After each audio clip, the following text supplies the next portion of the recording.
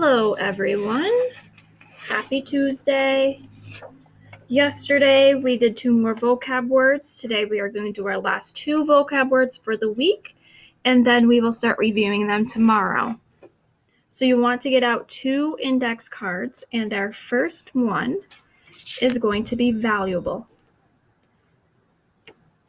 So valuable means something that is special. Sorry, I don't know why it's doing that.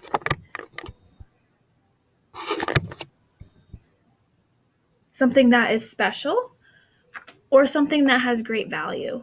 So I put a ring because there are a lot of rings that are special to someone. And rings tend to cost a lot of money, so that's why I put a ring for valuable.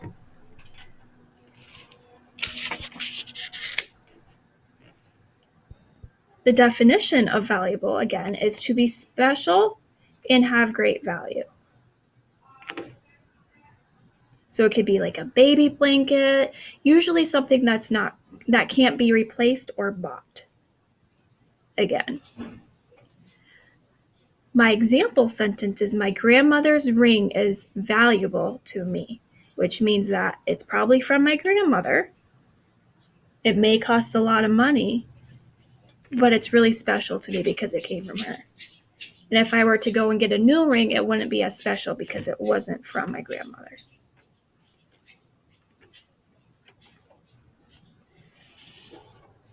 Make sure you pause the video to have enough time to do that. Your next one is whispered. Everyone should know what whispered means. Whispered means to talk very quietly.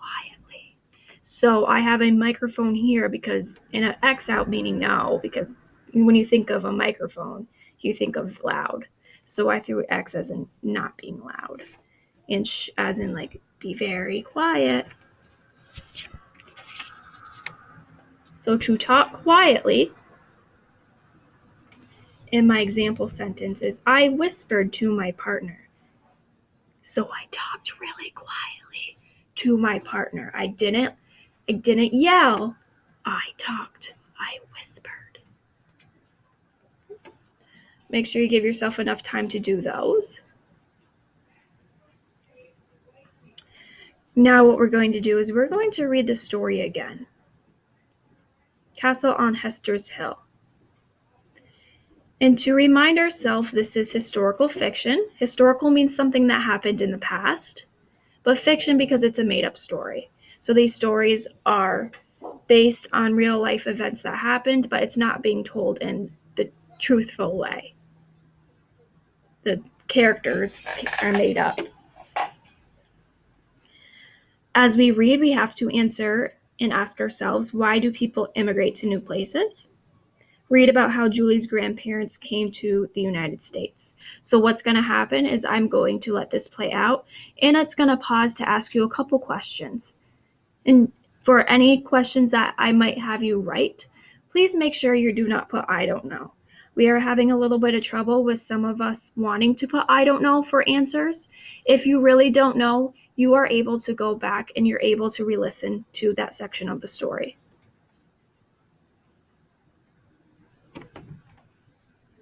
The Castle on Hester Street by Linda Heller. Illustrated by Boris Kulikov. One day while Julie was visiting her grandparents, her grandfather said, "Did I ever tell you about my good friend Moisha?"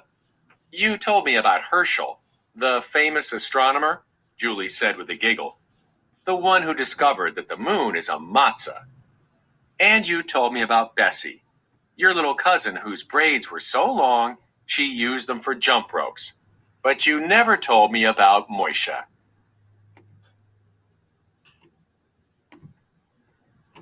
"Moisha the goat was from my village in Russia," Julie's grandfather said. "He pulled the wagon I rode in when I came to America. Not only could Moisha leap across oceans the way others jump over puddles, but he could also sing. We started singing the moment we left Russia. 9,092 miles to go, 9,092 miles. After we passed that small patch of snow, We'll have 9,091 miles to go.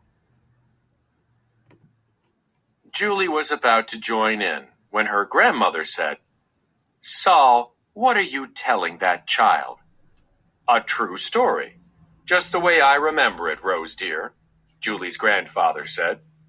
"Moisha's wagon was solid gold. It shone like a shooting star when we flew over the ocean."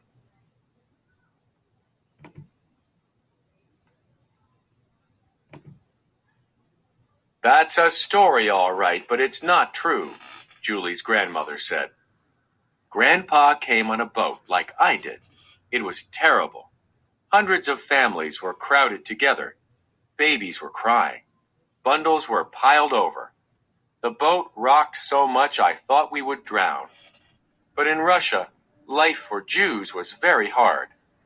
We couldn't live or work where we wanted. Sometimes we were attacked just because we were Jews. We had to leave Russia any way we could." Stop and check. Make predictions. What will Julie's grandmother say about Grandpa's story? Make a prediction. As her grandmother spoke, pictures grew in Julie's mind of her grandparents leaving their country and crossing a rough winter ocean on a boat so crowded they could hardly move. "Grandpa, is that how you really came?" Julie asked, looking sad. "Yes, it was," Julie's grandfather said. He too looked sad until he added, "But what a welcome I got when I arrived. President Theodore Roosevelt rode his horse through a blizzard of ticker tape to greet me. 'Hello, Saul,' he said. 'Mighty glad you could come.'"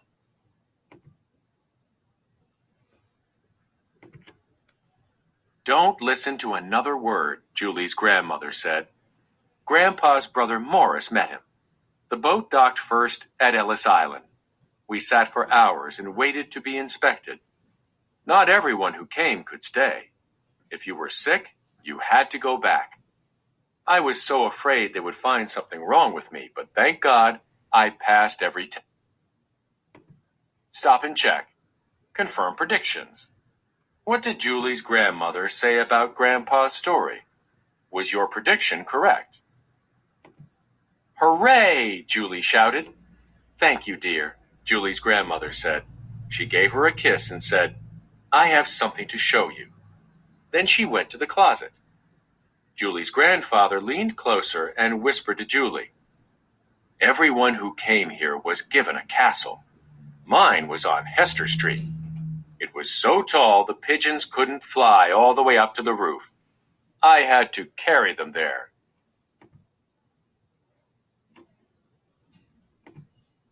Julie's grandmother came back to the sofa carrying a box.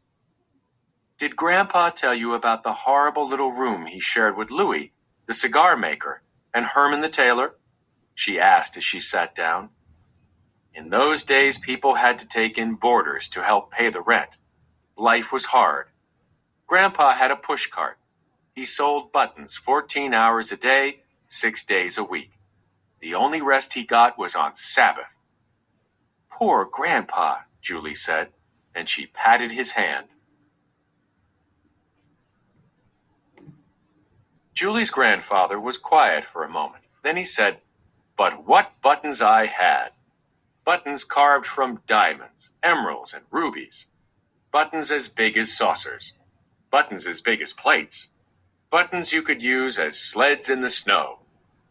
Julie's grandmother sighed loudly. "Grandpa sold small buttons, small enough to fit through buttonholes. I'll show you," she said as she opened the box. The box was filled with photographs. Julie's grandmother took out an old photograph in a cardboard frame. In it, Julie's grandfather stood next to his pushcart, which was full of little buttons.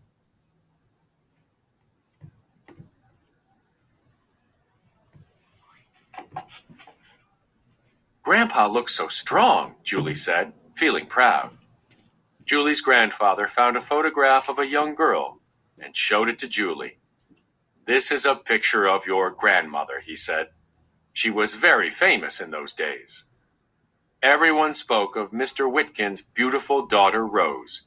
who stayed home all day, nibbling chocolates. Her 5 big brothers had to watch so that nobody stole her away. I worked 6 days a week in a factory then, sewing dresses, but I was very pretty, Julie's grandmother said, smoothing her hair. You are still very pretty, Julie's grandfather said, and he kissed her cheek. In Russia, your grandmother sewed for royalty. She made stitches so small they couldn't be seen. People wondered how the dresses stayed together. That part is true, Julie's grandmother said proudly.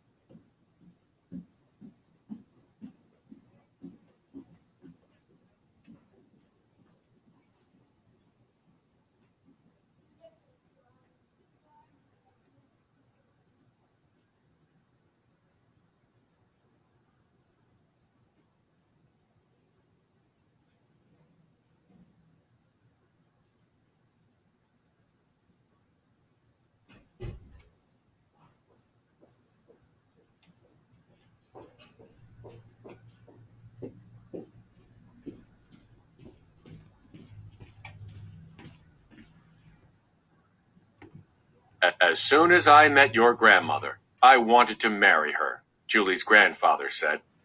Every night, I hired fireflies to fly over her house and spell out, Rose, my precious flower, I love you every hour.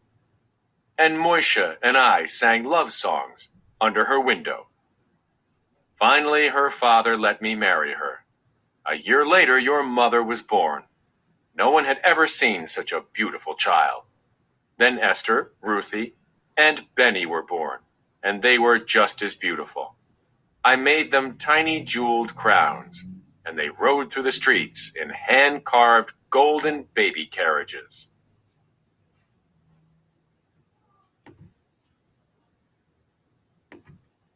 Enough is enough, Julie's grandmother said.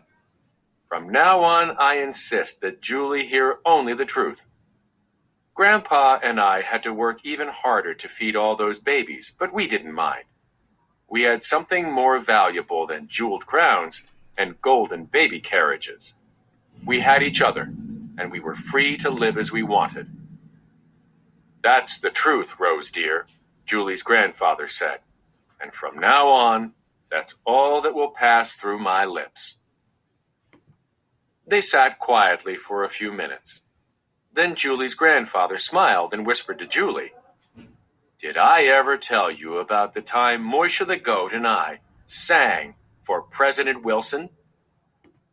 Stop and check. Reread. How does Grandpa feel about telling tall tales?